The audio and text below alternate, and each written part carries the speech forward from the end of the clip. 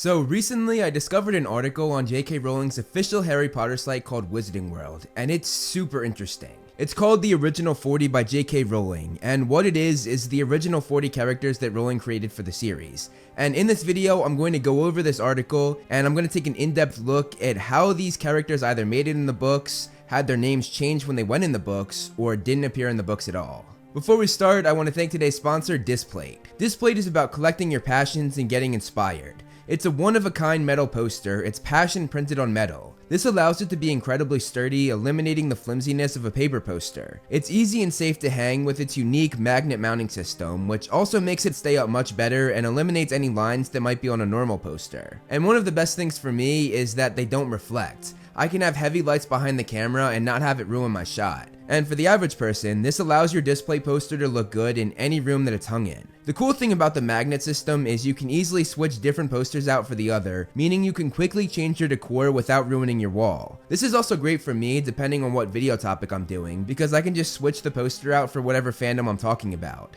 Displate has so much to choose from, including Lumino posters. These are posters that are handcrafted to light up in some really cool and unique ways. Displate very generously sent me this Marvel Lumino poster, and it's the coolest poster I've ever seen. The way it lights up Thanos, the Infinity Gauntlet, and the Guardians of the Galaxy is magnificent. It was so perfectly made. As I said, Displate is a good alternative to standard paper impressions or canvas printings, and it's even cheaper when you use my link and use my discount code MovieFlame. You get 24% off if you buy one Displate poster, and 34% off if you buy 2 or more Displate posters. It's a great offer, so don't miss out. You'll get an awesome product, and with every purchase, you help fund the MovieFlame channel. Now that I've said that, let's get back to the show.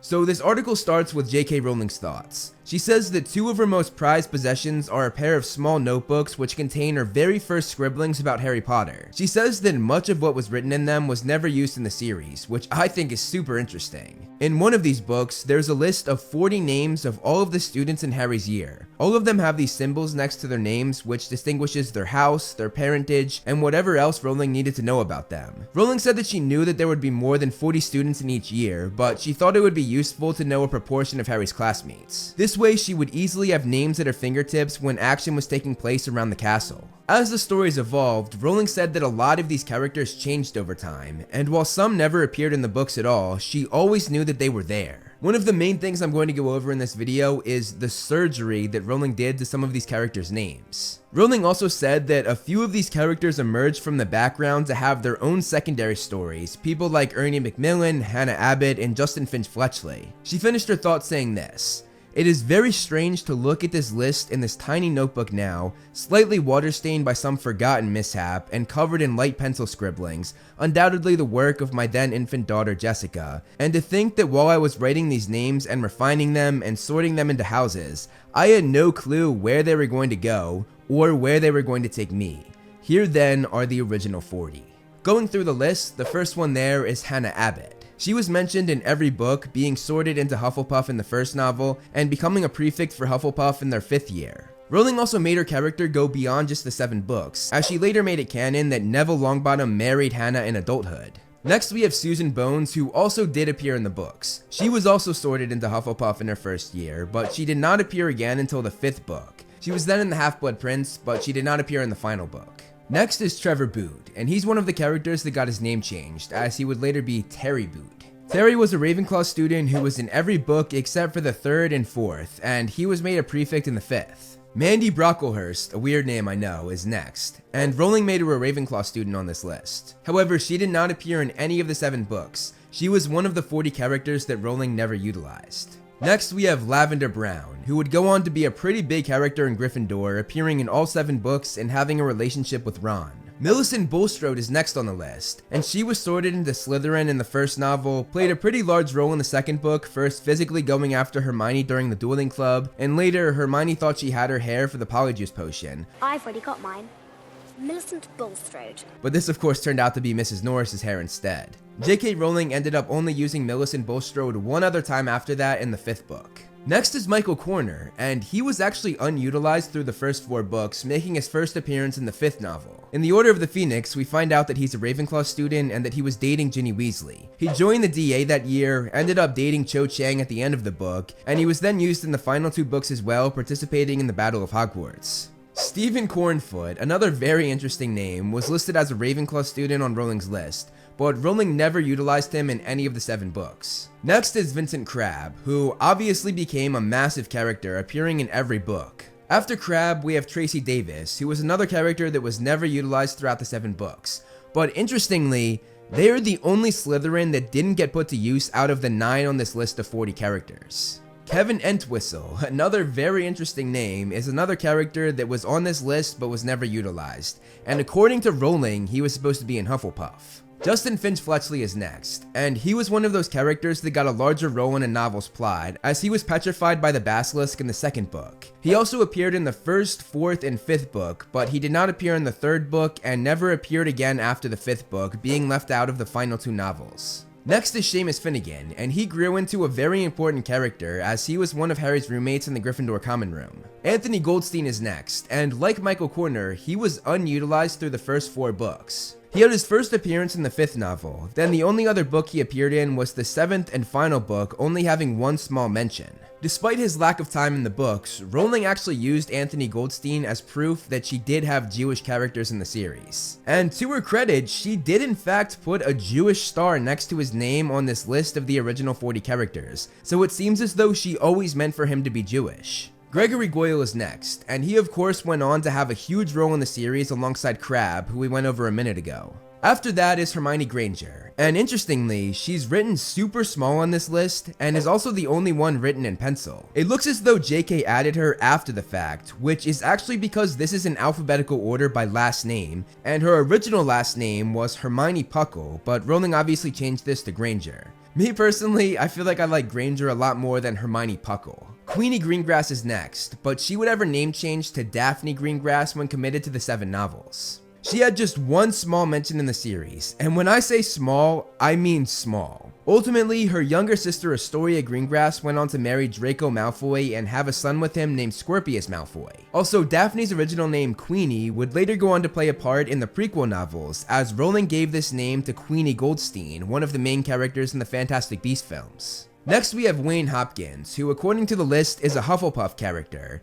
and he was never utilized in any of the 7 books. Following Wayne, we have Megan Jones, who was also a Hufflepuff, and also was never used in the series. Keeping the trend rolling, we have Sue Lee, who according to this list is a Ravenclaw, and she too was never utilized. Next we have Neville Longbottom, and like Hermione, he too was added as an afterthought, and this is because he too had a different name at first. His last name was originally Neville Puff, but Rowling had him down as Neville Sidebottom at one point as well, which is a lot closer to the name that Rowling ended up going with. But again, I like Longbottom so much better than the other names. Neville of course went on to be a major character, and based on how Rowling talks about him in this article, I don't think that was always meant to be the case. After that, we have Isabel McDougal, who Rowling originally named Katerina, but she crossed that off and chose Isabel instead. She was meant to be a Ravenclaw, but she never appeared in the series. One thing interesting though that I thought of with the massive amount of Harry Potter information I have in my head is that both her first and last name was utilized in McGonagall's backstory. Isabel was the name of McGonagall's mother, Isabel Ross, and the last name McDougal when split up gave you McGonagall's first love. She made the Dougal part be his first name, and made the Mech part at the beginning part of his last name, McGregor, giving us Dougal McGregor. Next we have Ernest Macmillan. Rowling would of course go on to nickname Ernest Ernie, and he appeared for the first time in the 2nd book, and he appeared in every book after that as well. After that is Draco Malfoy, and like Neville and Hermione, he had some alterations to his name. The first iteration saw his name being Spungin or Spungin Malfoy, but that was then changed to Spinks Malfoy until Rowling finally settled on Draco Malfoy.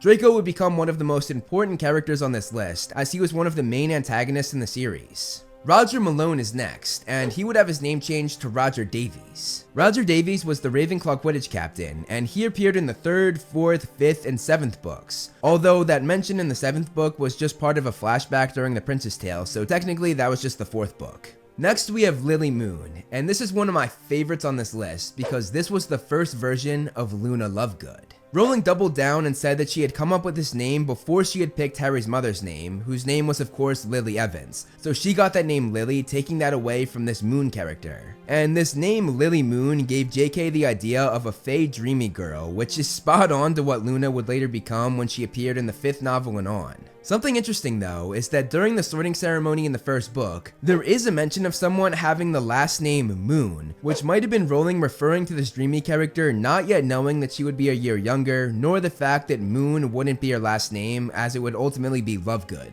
Theodore Nott is next, and only his last name was mentioned in the first book, which was actually next to the mention of the last name Moon that I just went over. But his full name would not be mentioned until the 5th book. He was then in the next book after that, but he did not appear in the final novel. Next is Pansy Parkinson, and she played a big role as Draco's sort of girlfriend, and she was in every book except for the second one. After that, we have Madhuri Patel and Mati Patel. Their last names would of course be changed from Patel to Patil, and their first names would be changed to Padma and Pravarti, and they were of course the Indian twins who played a pretty large role in the series. Next is Sally Ann Perks, who did not get utilized throughout any of the 7 books. After that is Harry Potter, who I feel like I don't even have to go over. His name is literally the title of the series. Following Harry, we have a character with the last name Quirrell, but this was crossed out by Rowling as she later used this name for the teacher Quirnus Quirrell. After that, we have Oliver Rivers, whose name would of course be changed to Oliver Wood. He played a pretty large role in the first 3 books, had a small moment in the 4th, and returned for the final battle in the 7th. After that, we have Sophie Roper, who was another character that was never utilized throughout the 7 books. Sally Smith is next, and according to this article, her original name was Georgina.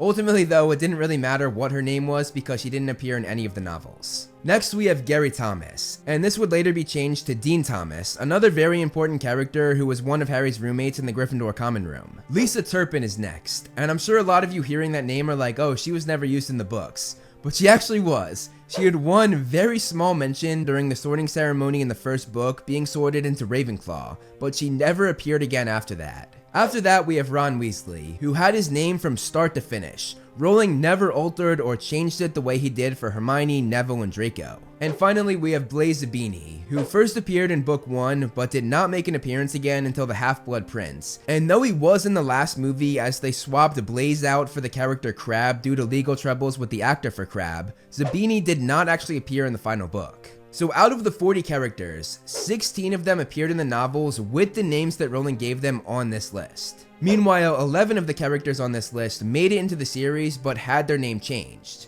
And 13 out of these 40 characters on this list never made an appearance in the series. It's pretty crazy to see how much work was done by Rowling before she even started writing the books. She said it took her 10 years to put all of these scribblings together, and she did all of this to have a larger view of what the series would eventually look like. Luckily for both us and JK, all of that hard work paid off, as it gave us the series that we all love.